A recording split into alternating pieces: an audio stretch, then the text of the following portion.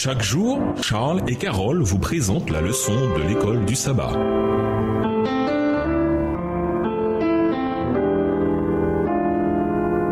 Bienvenue dans votre émission. Dieu nous parle. Nous voilà à la leçon de vendredi. Pour aller plus loin, Enoch et Noé avaient pris l'habitude de marcher avec Dieu à une époque où peu de gens restaient fidèles au milieu des excès, du matérialisme et de la violence. Genèse 5, les versets 24 et Genèse 6, verset 9. Ils comprenaient et acceptaient la grâce de Dieu et étaient ainsi de bons intendants des biens et des tâches qui leur avaient été confiés. Au fil des siècles, des gens ont marché avec Dieu, tout comme Enoch et Noé. Par exemple, Daniel et ses amis savaient que pour représenter la véritable religion au sein du paganisme, ils devaient posséder une intelligence lucide et perfectionner leur caractère. C'est Dieu lui-même qui était leur instructeur. Ainsi, constamment en prière, consciencieusement, à l'étude et sans cesse en contact étroit avec l'invisible, ils marchaient avec Dieu comme Enoch. Marcher avec Dieu définit ce que fait l'intendant, c'est-à-dire vivre avec Dieu jour après jour sur terre. Un intendant plein de sagesse prendra l'habitude de marcher avec Dieu dans ce monde plein de corruption, car seule cette connexion avec Dieu peut nous empêcher de tomber dans les maux ambiants. Être fidèle intendant, c'est mener toute sa vie d'une certaine manière. Et cela commence par le fait d'être en accord avec Dieu. Amos 3, verset 3.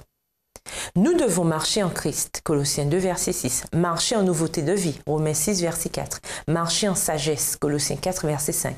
Marcher en vérité. Psaume 86, verset 11. Marcher dans la lumière.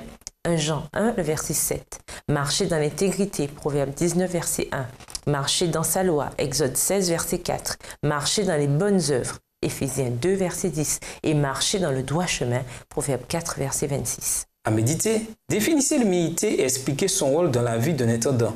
Matthieu 11, verset 29, Éphésiens 4, verset 2, Philippiens 2, verset 3, Jacques 4, verset 10. Pourquoi l'humilité est-elle importante dans notre marche avec Dieu? Michée 6, verset 8. En classe, parlez des moyens qui nous permettent d'aider ceux d'entre nous qui sont pris au piège d'habitudes néfastes, voire autodestructrices.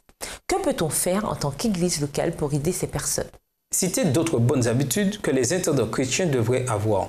Voir par exemple Tite 2, verset 7, Psaume 119, verset 172 et Matthieu 5, verset 8. En classe, parlez du temps et de ses mystères. Pourquoi semble-t-il passer si vite? Comment comprenons-nous seulement ce qu'est le temps?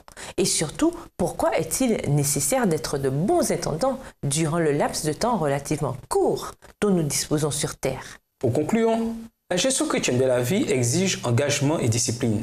Sa mise en pratique est double. Il faut d'abord remplir pour pouvoir déverser.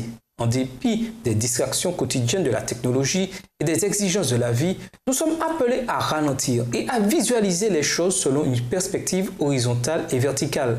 La vie, c'est plus que la poursuite de la réussite terrestre. Le véritable enjeu réside dans cette question. Ai-je consacré du temps à mon voisin, à mon ami et aux membres de ma famille pour qu'ils puissent jouir de l'assurance de la vie éternelle? Chose intéressante, la gestion chrétienne se focalise sur les autres et cependant, le cœur de la gestion chrétienne, c'est qu'il nous faut d'abord être remplis des bénédictions divines pour pouvoir les déverser sur les autres. Au revoir. Et à demain si Dieu veut. Dieu nous parle. Chaque jour, Charles et Carole vous présentent la leçon de l'école du sabbat.